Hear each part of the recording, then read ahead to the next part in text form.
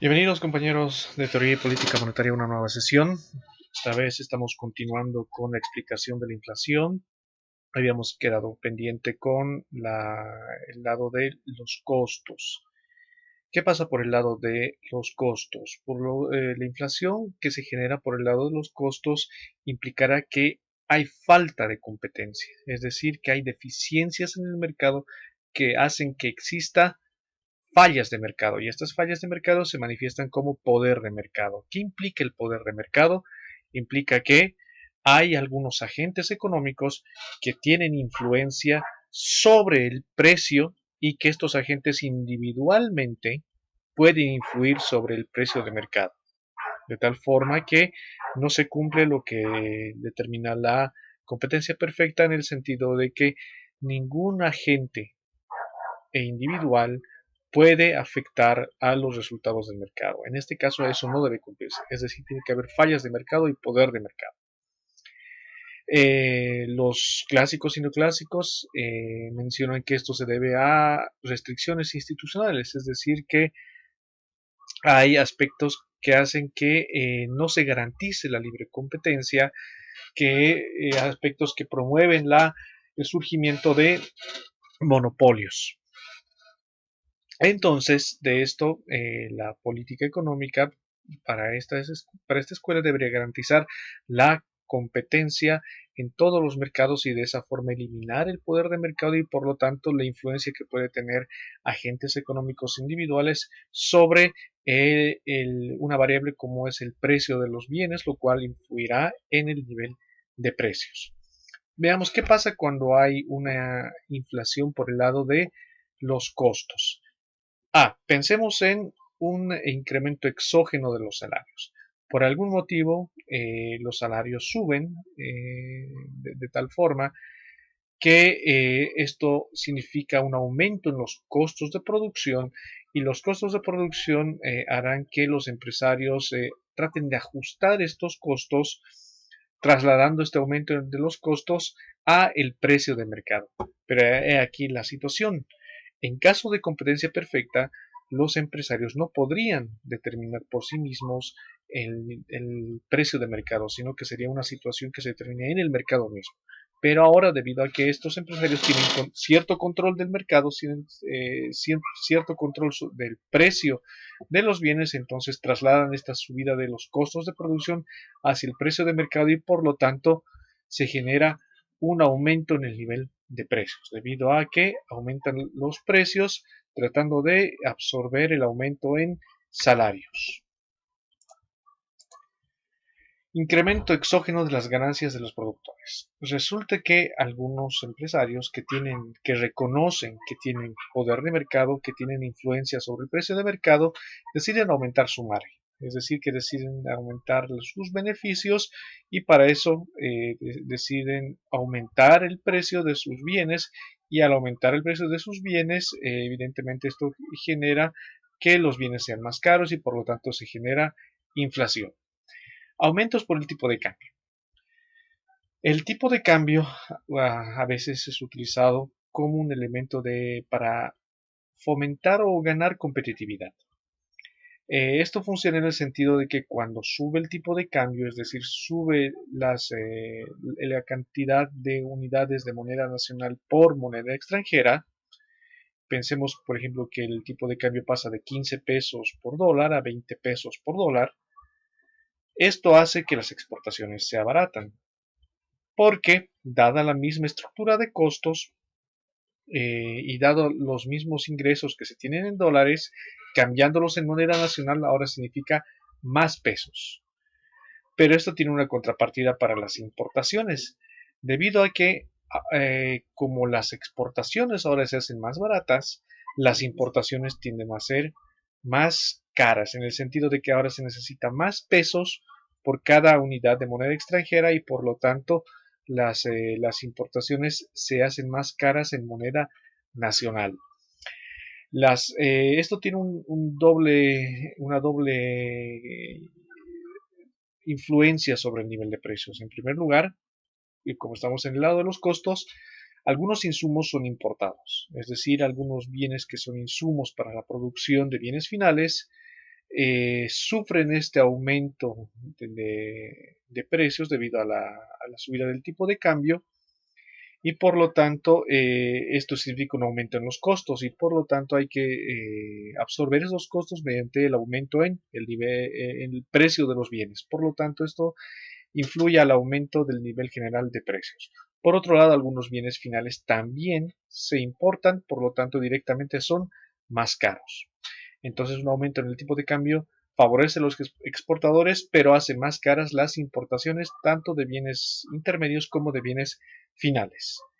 Un aumento de las aranceles. Los aranceles, recordemos que es un impuesto sobre el comercio exterior. Pensemos que aumenta el impuesto que se grava a las importaciones. De la misma forma, esto hará que tanto bienes intermedios como bienes finales que se importan sean más caros, lo que hace que los productores absorban este aumento en costos mediante aumentos en el precio de sus bienes y también haya cierta presión por el lado de los bienes finales que son ahora más caros y también repercuten en un mayor nivel general de precios. Entonces estamos llegando a la conclusión de que por el lado de la oferta puede existir influencia sobre el nivel de precios siempre y cuando no haya competencia perfecta, lo cual prácticamente es lo que en realidad ocurre. No hay competencia perfecta y el poder de mercado es la situación de una economía normal.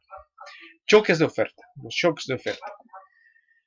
Podemos pensar que los choques de oferta, en primer lugar, como una caída exógena de la cantidad producida, lo cual produce escasez y presiona la subida de precios. Por ejemplo, estamos ante una situación denominada COVID-19, lo cual ha determinado que muchas actividades productivas se detengan, que muchos integrantes de la sociedad estén confinados en sus viviendas de tal forma que en general esto significa que por el lado de la producción la cantidad producida ha disminuido. Esto genera escasez y por lo tanto presiona a la subida de algunos de precios de los bienes de los cuales más escasos sean, de tal forma que esto influye al nivel general de precios. Cambios negativos en la productividad. Cambios negativos en la productividad, estamos hablando de que el rendimiento de los factores de producción puede ser menor, lo cual esto presiona a que, como el rendimiento es menor de los factores de producción, los costos van a ser mayores, pero sin alterar la cantidad producida. Y como los costos son mayores, ya sabemos que los empresarios trasladarán estos costos mayores a los precios de los bienes y por lo tanto generar inflación.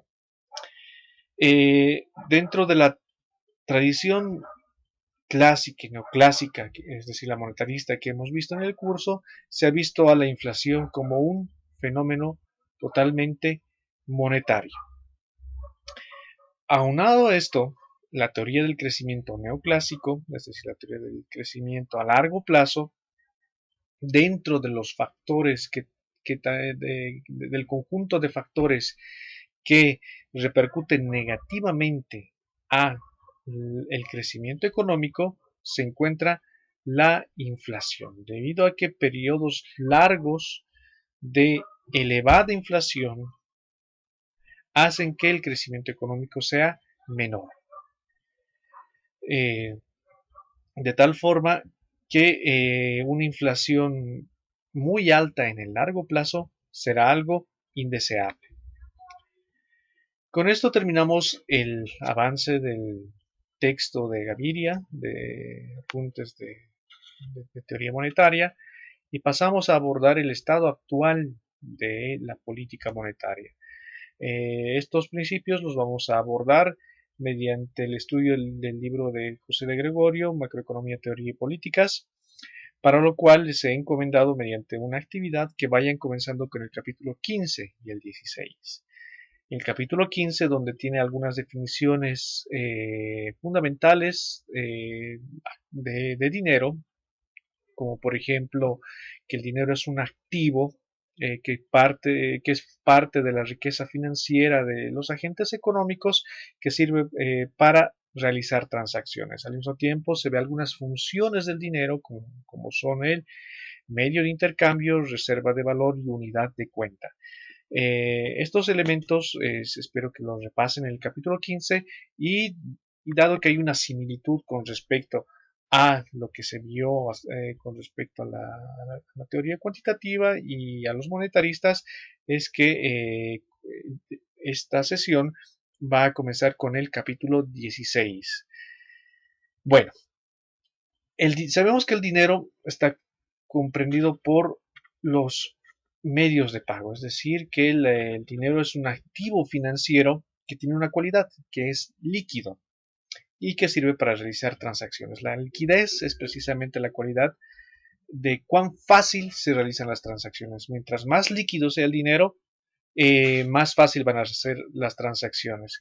Y en esta clasificación de liquidez podemos clasificar al dinero en M0, que podemos entender que son los billetes y monedas en circulación. La circulación la vamos a denominar C, es decir, que es la forma más líquida del dinero. Billetes y monedas, es decir, con billetes y monedas podemos realizar cualquier transacción. A esos se le suma M1. M1 es el circulante más los depósitos a la vista, es decir, las cuentas bancarias que se abren en los bancos. Cuando se abre una cuenta bancaria, se otorga una tarjeta de débito, antes una chequera. Esta tarjeta de débito también sirve para realizar transacciones, pero no todas las transacciones. Habrá pagos que no se admiten mediante tarjeta. Quiere decir que es una forma de dinero menos líquida. M2.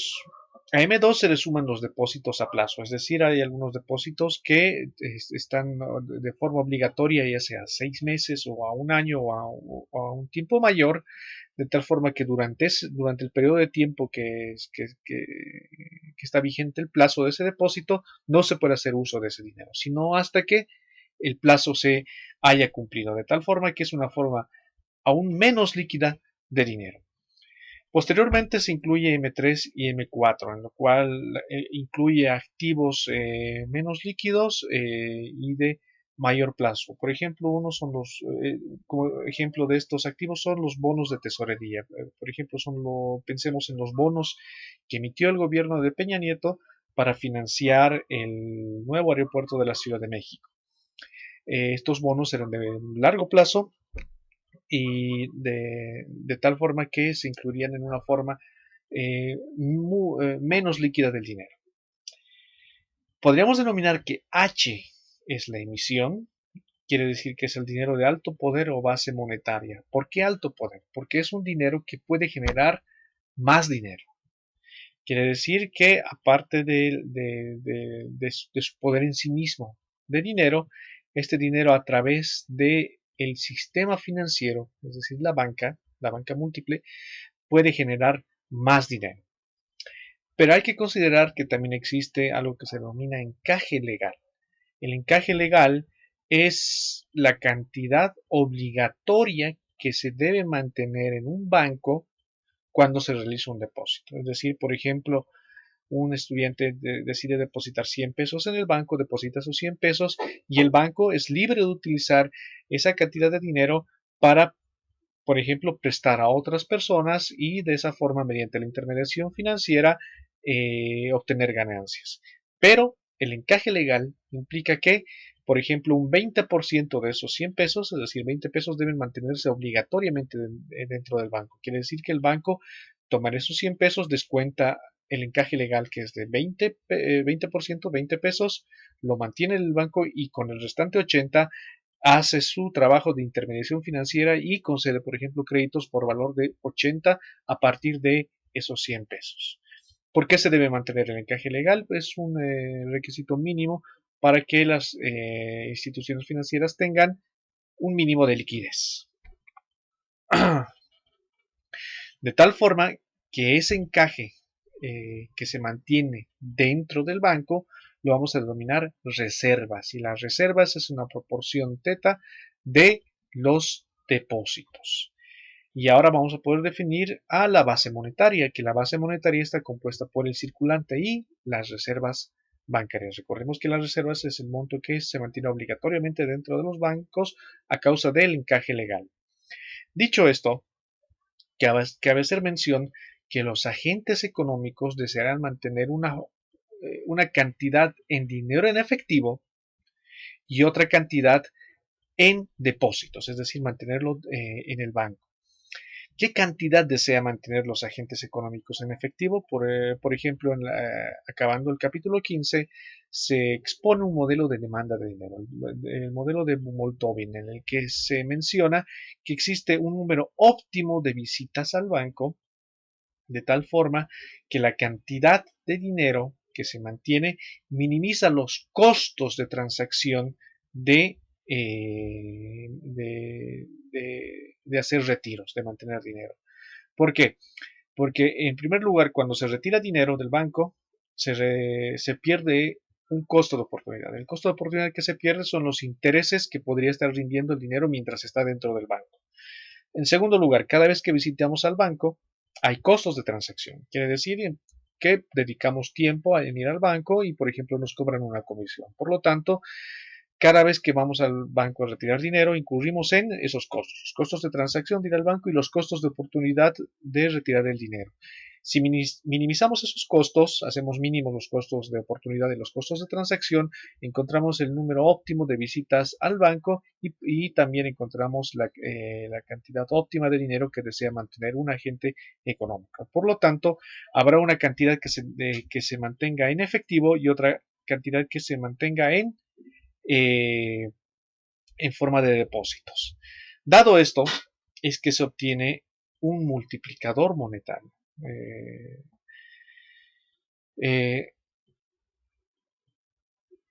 en este multiplicador monetario se encuentra, por ejemplo, C barra. Y C barra es la razón entre circulante y depósitos, es decir, la cantidad que desea mantener este agente económico en forma de efectivo y en forma de depósitos. Este multiplicador tiene la característica de que es mayor a 1 y que, bueno, conforme más dinero se destina a depósitos, el multiplicador es mayor. ¿Por qué? Porque el dinero que entra como depósitos al sistema financiero, a los bancos, es susceptible de la intermediación financiera y por lo tanto los bancos pueden utilizar este dinero para, por ejemplo, prestarlo a otros agentes. De tal forma que mientras más mayor sean los depósitos para cada agente económico, mayor va a ser el multiplicador. Y mientras menor sean los depósitos y mayor sea, por ejemplo, el efectivo que mantienen los agentes económicos, menor va a ser el multiplicador y por lo tanto se va a crear menos dinero en el sistema financiero. En el caso extremo en que los agentes económicos deciden mantener todo su dinero en efectivo, quiere decir que no se deposita nada en los bancos, la base monetaria coincide con la oferta monetaria. Pero si los agentes económicos deciden mantener una parte en depósitos bancarios, ese dinero entra en los bancos. Una vez dentro de los bancos prestan ese dinero y sirve para otros agentes para realizar transacciones. Es decir, que ese depósito de un agente sirve para que otro agente tenga liquidez. De tal forma que mediante el multiplicador del dinero se realiza una creación de liquidez y por lo tanto la oferta monetaria total va a ser igual a la base monetaria multiplicada por el multiplicador. Si el multiplicador, por ejemplo, es de 3, nuestros 100 pesos iniciales significará que la oferta monetaria total va a ser igual a 3 por 100, igual a 300 pesos. ¿De dónde salieron los 200 pesos adicionales? De la intermediación financiera. Es decir, que el banco utiliza mis 100 pesos, mantiene el encaje legal en forma de reservas y con lo demás lo presta. Lo presta mediante la apertura de una cuenta. Esa cuenta se descuentan las reservas, se presta lo que queda, se abre otra cuenta y así se realiza un proceso multiplicador que hace que se cree liquidez en la economía. Veamos algunos elementos de política monetaria. Vamos a hacer una revisión de aspectos contables de los agentes económicos que intervienen en la política monetaria. En este caso comenzamos con el Banco Central. El Banco Central lo vamos a entender que es la autoridad monetaria, la institución responsable de guiar y delinear la política monetaria al mismo tiempo de ejecutar lo que emane de la política monetaria. Entonces, los activos del Banco Central están compuestos de reservas internacionales. ¿Qué son las reservas internacionales? Son todos los activos líquidos que sirven para realizar pagos internacionales. Dentro de las reservas internacionales, por ejemplo, podemos encontrar a divisas, es decir, monedas extranjeras. Podemos encontrar reservas internacionales en dólares, en euros, en libras, en yenes y en yuanes. También se las podrá encontrar en una canasta de bienes denominada los derechos especiales de giro, que es una denominación del Fondo Monetario Internacional. Al mismo tiempo, también se tendrán reservas internacionales en metales preciosos, en este caso el metal que sirve como depósito de valores, oro. También tenemos el crédito interno, que es el crédito que sirve para financiar a la intermediación financiera, y deuda de el gobierno, es decir, el Banco Central puede prestar al gobierno y por lo tanto eso es un activo del Banco Central. Los pasivos del Banco Central, es decir, las obligaciones del Banco Central, son la emisión, es decir, el circulante más encaje. Es decir, el dinero en circulación es un pasivo del Banco Central. Al mismo tiempo que la deuda general que se consolida con la deuda de gobierno para tener una posición ya sea deudora o acreedora en total. El sistema financiero presta al sector privado, es decir, la banca múltiple, es decir, los bancos que ustedes conocen, los bancos privados, prestan al sector privado, es decir, financian al sector privado, ya sea consumo o inversión. Prestan también al Banco Central y al gobierno. Como activos se tienen las reservas de encaje, ya sabemos que el encaje es la cantidad que se mantiene obligatoriamente de los depósitos. Y por pasivos tiene el crédito interno, recordemos que eso viene por las obligaciones que tiene con el Banco Central y los depósitos del público. Efectivamente, el público deposita su dinero, es un activo del público, pero es un pasivo del sistema financiero. El sector público y privado no financiero, es decir, aquellos que no participan activamente del sistema financiero, es decir, estaríamos hablando del gobierno, del sector público no financiero y de los agentes económicos individuales, tienen sus pasivos en deuda de gobierno y deuda del sector privado con los bancos. Y como activo tienen dinero. El dinero de alto poder, recordemos que es la base monetaria, es de alto poder porque a partir de este se puede crear más dinero a través del sistema financiero, constituye los pasivos monetarios del Banco Central, excluyendo la deuda y el patrimonio neto. Por lo tanto, el circulante más los depósitos son los pasivos monetarios del sistema financiero consolidado con el Banco Central. A continuación vamos a ver unos cuadros que van a aclarar esta situación, que es un resumen de los balances de los agentes que se han discutido previamente. Estamos con el Banco Central, donde tenemos sus activos, reservas internacionales, crédito interno, deuda de gobierno, otros activos. Y dentro de sus pasivos está el circulante, el encaje, la deuda del Banco Central y el patrimonio neto. El sistema financiero tiene por activos a préstamos del sector privado no financiero, deuda de gobierno, deuda del Banco Central, encaje y otros activos. Entre los pasivos tenemos el crédito interno, depósitos y patrimonio neto. Y el balance del sector público y privado no financiero tiene como activos a los depósitos, el circulante y otros activos. Recordemos que los agentes cuando depositan su dinero en el banco, precisamente es el activo de esos agentes y es un pasivo del banco. Tendrán como estos agentes como pasivos la deuda del gobierno, la deuda privada no financiera y el patrimonio neto. Dadas esta revisión a estas relaciones contables de los agentes que intervienen en la política monetaria, ahora podemos concentrarnos a cómo se realiza la política monetaria. Y la política monetaria la podemos dividir en dos grandes grupos, las operaciones de cambio y las operaciones de crédito interno. Las operaciones de cambio, como su nombre lo dice, implica toda aquella transacción que se realiza con moneda extranjera, es decir, vamos a cambiar moneda nacional por moneda extranjera. Entonces, si el Banco Central compra moneda extranjera, es decir, compra dólares, los cambia por moneda nacional. Entonces, pensemos que el Banco Central decide comprar dólares de los bancos y por lo tanto a cambio de esos dólares el Banco Central entrega a los bancos pesos, moneda nacional. Esto hará que la tenencia de dólares del Banco Central aumente. Ya habíamos mencionado que los dólares es una divisa y por lo tanto cuando aumenta las divisas, aumentan las reservas internacionales del Banco Central. Y como contrapartida, ha aumentado la circulación, el circulante, porque el Banco Central compra dólares, recibe esos dólares, se incorporan a las reservas internacionales, pero en contraprestación otorga moneda nacional, pesos, que lo cual los reciben los bancos y los bancos con esos pesos y mediante el multiplicador del dinero aumenta la oferta monetaria, es decir, aumenta la circulación.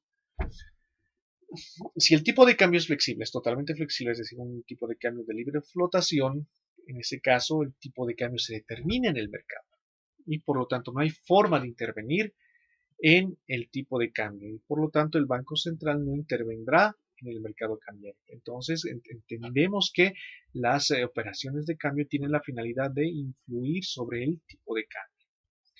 Y por lo tanto, cuando en un tipo de libre flotación, el Banco Central no interviene, no hay operaciones de cambio y las reservas internacionales permanecen constantes. Pero si estamos ante un esquema de tipo de cambio fijo o algún tipo de flotación sucia, es decir, flotación con límites, eh, el Banco Central efectivamente puede intervenir al tipo de cambio, ya sea comprando o vendiendo divisas. Esto hará que cambie las reservas internacionales y si hay un cambio en el circulante, debido a que, por ejemplo, si compra divisas, aumente el circulante y el aumento en el circulante puede significar presiones inflacionarias, de tal forma que el Banco Central deseará esterilizar esta operación cambiaria. ¿Y cómo la esterilizará? Con operaciones de mercado abierto. Quiere decir que con una mano otorga circulantes al comprar dólares, otorga circulante al comprar dólares y con otra mano deberá quitar ese exceso de circulante mediante operaciones de mercado abierto. Enseguida vamos a ver qué son las operaciones de mercado abierto. Dentro de las operaciones de crédito interno son las operaciones que realiza el Banco Central que no involucran cambios en reservas internacionales, pero que aumentan la base monetaria. En primer lugar, la forma básica de aumentar la base monetaria es la forma que hemos estudiado, por ejemplo, con los clásicos, con Keynes y con el monetarismo, es la emisión o creación de circulante. Simplemente cuando el Banco Central imprime dinero. Esta hipótesis se le denomina el helicopter drop. Simplemente se imprime dinero y hay más circulante en la economía. Pero esa es una forma, digamos, que podríamos denominarla teórica. Tenemos que observar los mecanismos por los cuales efectivamente puede aumentar la liquidez en la economía, puede aumentar la cantidad de dinero. Y uno de esos mecanismos es la otorgación de créditos a bancos. Pero cabe hacer mención que esto es una opción, podríamos denominarla en cierta forma limitada, debido a que si el Banco Central activamente otorga crédito a los bancos comerciales, estos inmediatamente los trasladan al sector, al público, a los consumidores y empresas, y por lo tanto el Banco Central se estaría convirtiendo en un banco de intervención financiera más, lo cual no es su rol. En todo caso, el Banco Central utilizaría esta función en caso de ser prestamista de última instancia, es decir, en caso de que cuando una institución financiera tiene crisis de liquidez, es decir, un banco no tiene el efectivo suficiente para funcionar y otras instituciones financieras no le quieren prestar, entonces el Banco Central tiene la obligación de proveer la liquidez suficiente a este banco. Operaciones de mercado abierto, es lo que mencionábamos hace un momento con respecto a la esterilización.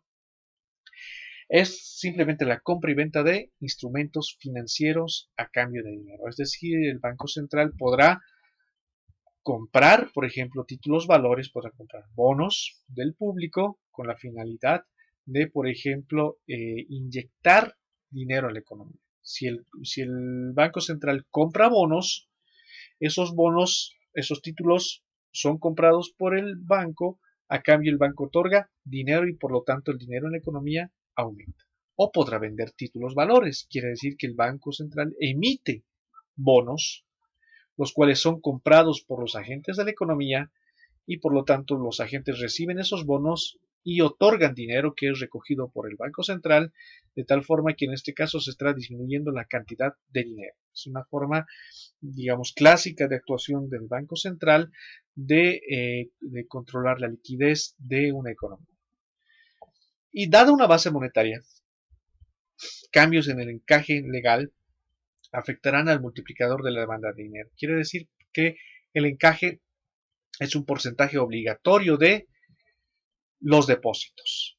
Si ese porcentaje es alterado, por ejemplo, se aumenta, ya no va a ser el 20%, sino el 50%, entonces los bancos tienen que mantener el 50% de los depósitos, reduciéndose la cantidad con la cual pueden prestar a otros agentes, es decir, la cantidad con la que pueden trabajar, haciendo que la creación de dinero sea menor.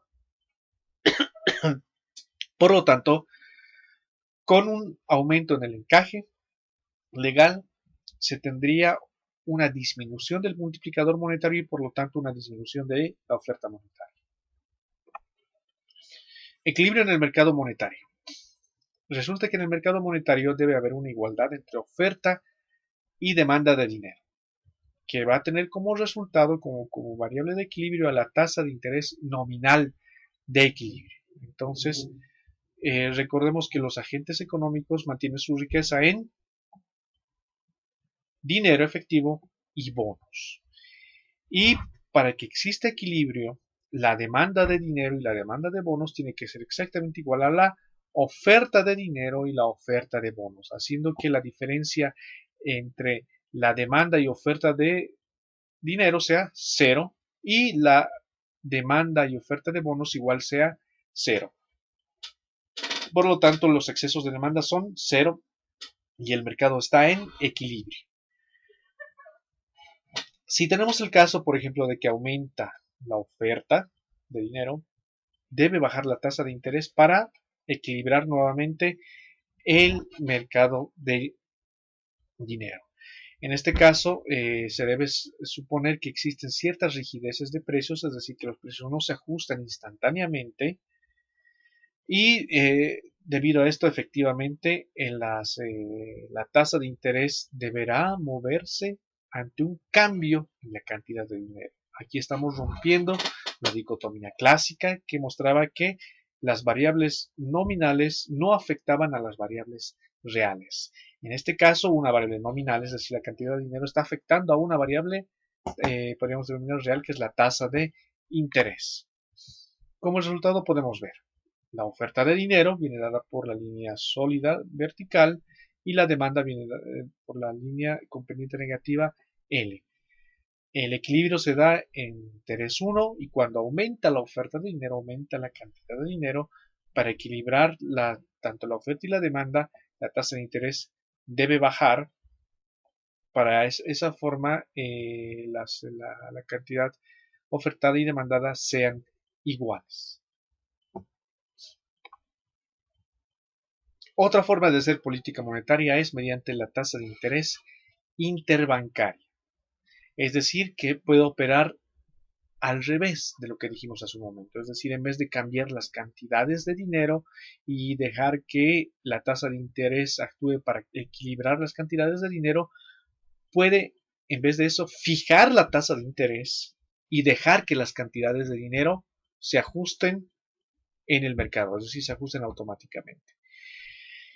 Y esta es una forma, digamos, de ver la política monetaria actual, porque las cantidades de dinero En el caso de México, por ejemplo, es algo con lo que se trabajaba en la década de los 80 e inicios de los 90, lo cual mostró que pues la demanda de dinero y las cantidades de dinero era inestable. Al tener una demanda de dinero inestable, no se podía tener una contrapartida de la oferta de dinero, haciendo que haya algunas, algunas variaciones que hagan que, por ejemplo, eh, se genere episodios de elevada inflación. Entonces, ahora que se va a fijar la tasa de interés y se va a dejar que la cantidad de dinero se ajuste, es la forma en la que, por ejemplo, desde 1999-2001 se ejecuta la política monetaria en México a través de las metas de inflación, de tal forma que a partir de entonces la tasa de interés se convierte en el principal instrumento de política monetaria y se va a actuar en el mercado monetario mediante la denominada tasa corta. Es una tasa de muy corto plazo. ¿Y cuál es la tasa de corto plazo que fija el Banco Central? Es la denominada tasa interbancaria a un día, es decir, la denominada tasa overnight. Es la tasa a la cual se prestan los bancos con la contrapartida de devolver el monto prestado en un día, dentro de un día.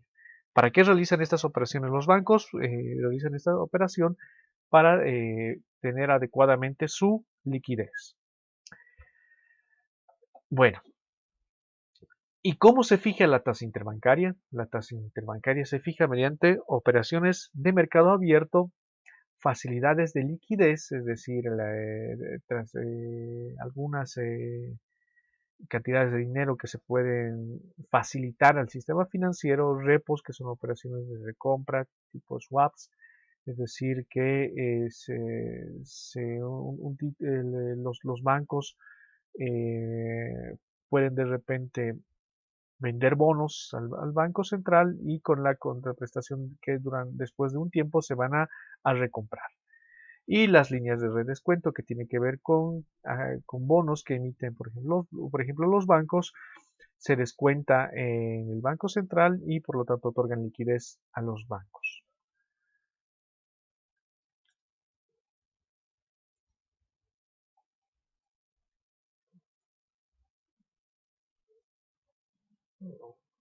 Se cambió. Bueno, la tasa de interés interbancaria ya la vimos.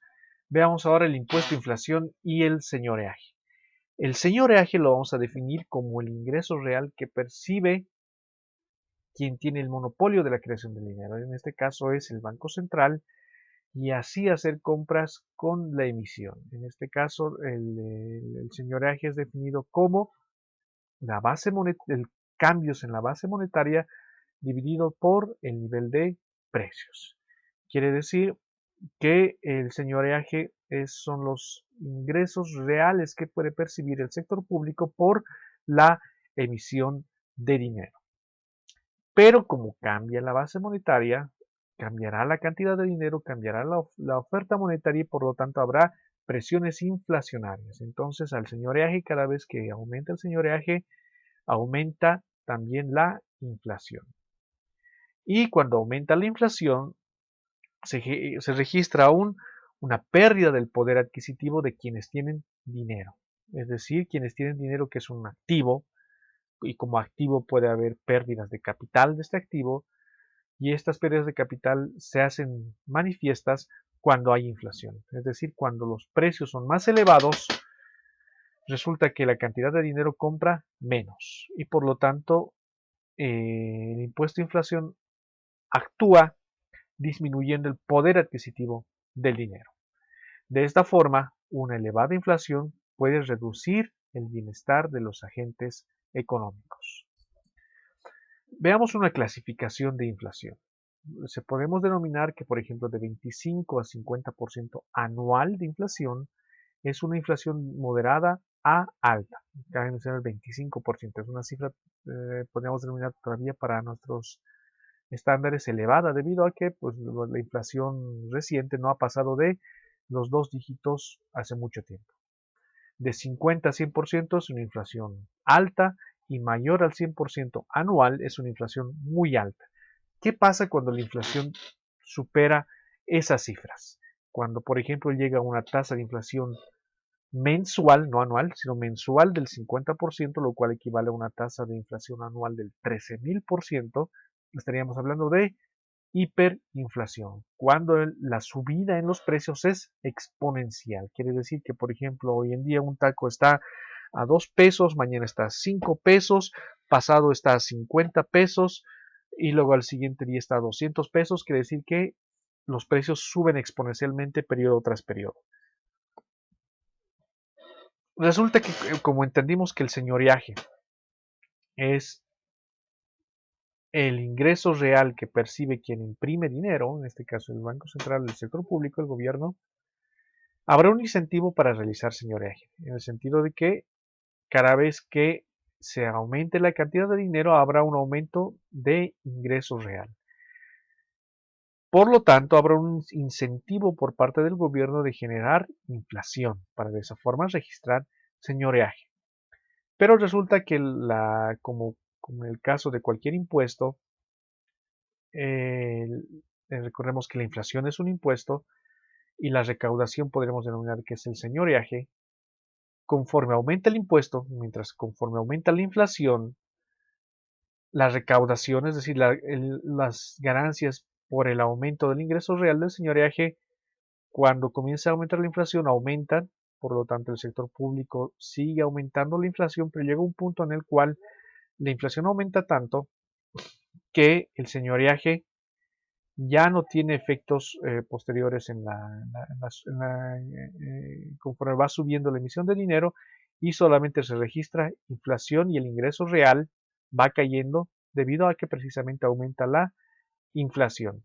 A esta curva se le denomina curva de Laffer y es aplicable, por ejemplo, a impuestos. Es decir, conforme se aumenta un impuesto, la recaudación aumenta, pero si se aumenta mucho el impuesto, la base impositiva disminuye y por lo tanto la recaudación disminuye. En este caso, la recaudación sería el señoreaje.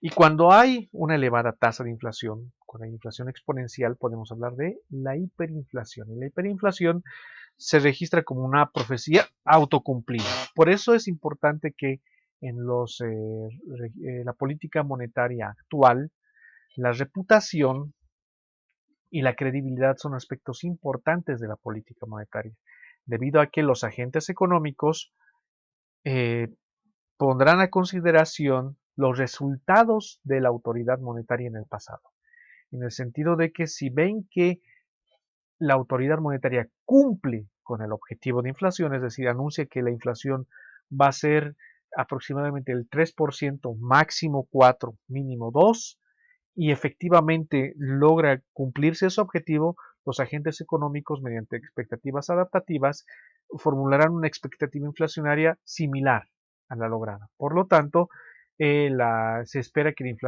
si la inflación se controla en el pasado, se espera que se controle en el futuro. Pero si estamos en una situación en la cual la inflación está descontrolada, inmediatamente podemos pensar que en el futuro aún estará más descontrolada. Por lo tanto, los agentes económicos, mediante sus expectativas, ajustan sus transacciones y por lo tanto la hiperinflación es una profecía que se logra autocumplir. Por lo tanto, la caída de la demanda real de dinero debido a la pérdida de poder adquisitivo del dinero y las expectativas inflacionarias que se generan por este aumento, por este entorno inflacionario, generan una burbuja especulativa donde todo comienza a subir. Recordemos que cuando se comienza a especular precios, debido a que se espera que, por ejemplo, todo va a estar más caro en el futuro, inmediatamente hoy comenzamos a subir los precios y por lo tanto hoy comienza a subir todo y se genera una burbuja especulativa. De esta forma también los desequilibrios fiscales pueden conducir a episodios hiperinflacionarios, en el sentido de que las necesidades de financiamiento del sector público hacen que sea un incentivo para que el gobierno pueda recaudar señoreaje y de esta forma inducir a inflación. Pero como hemos visto, esto funciona en los primeros tramos de la curva de la.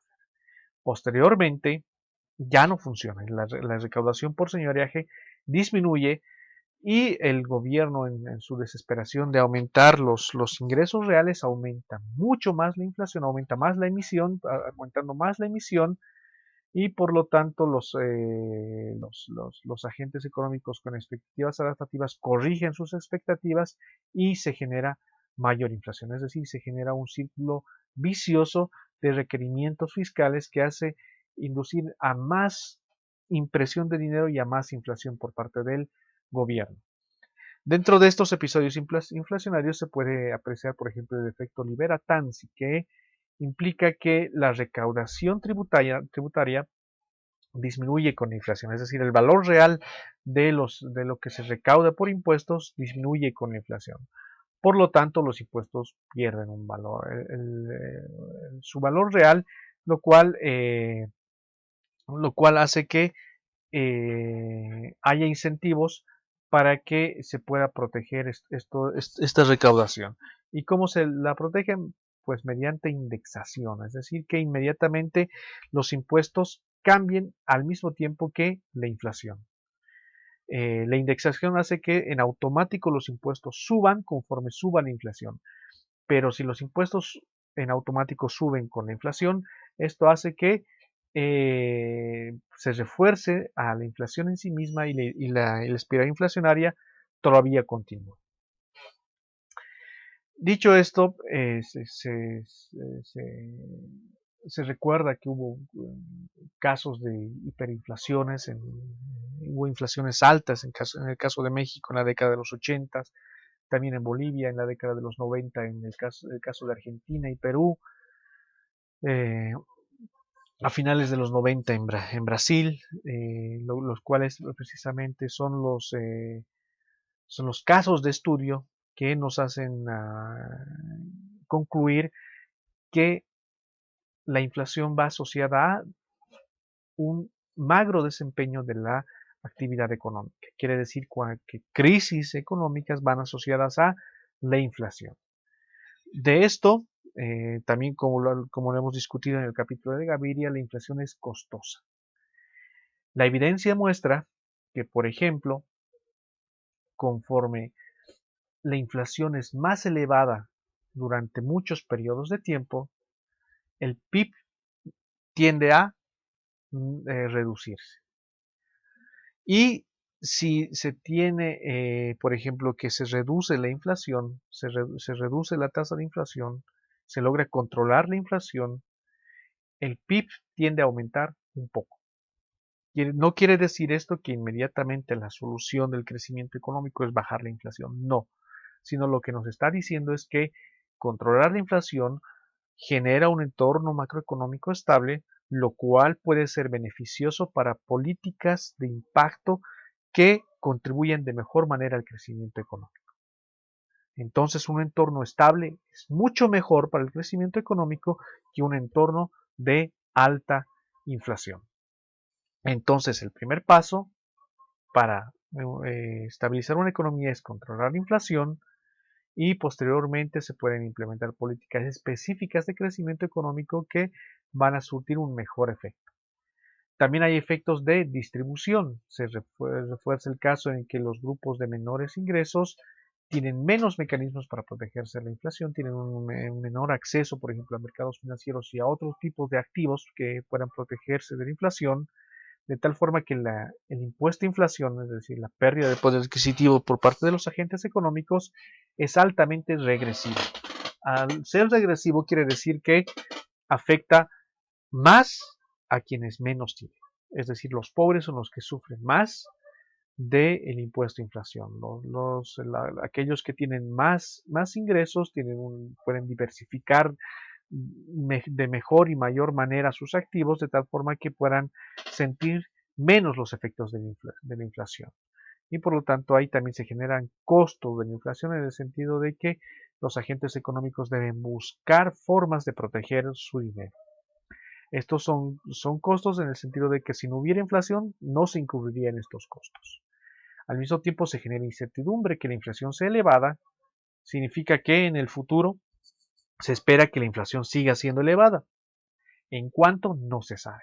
Entonces hay incertidumbre, se sabe que la inflación va a ser elevada, no se sabe en qué porcentaje, en qué magnitud, de tal forma que los proyectos de inversión no son seguros. Los proyectos de inversión se ven impactados en el sentido de que los análisis de sensibilidad no pueden construirse con una inflación que es incierta en el futuro, de tal forma que los proyectos de inversión se detienen y no se realiza inversión. Y si no hay inversión, no hay crecimiento económico.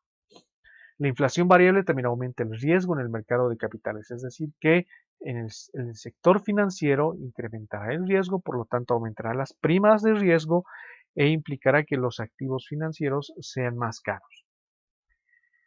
En general, se puede concluir que hay efectos negativos de la inflación.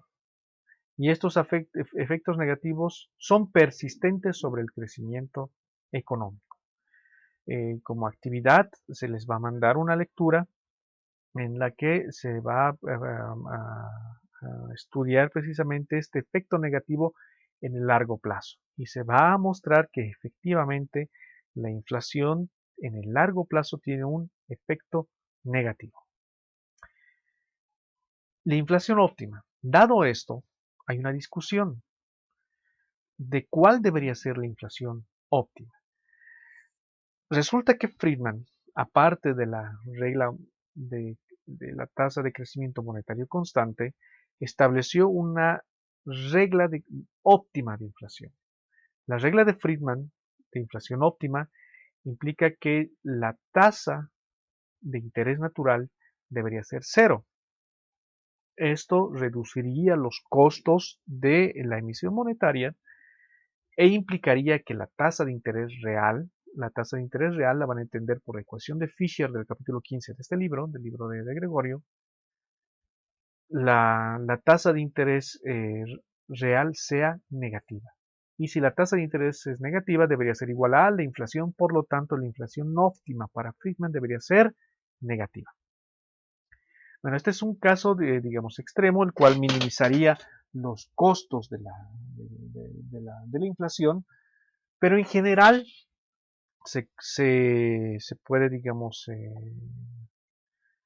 concluir que la inflación debe ser baja y positiva.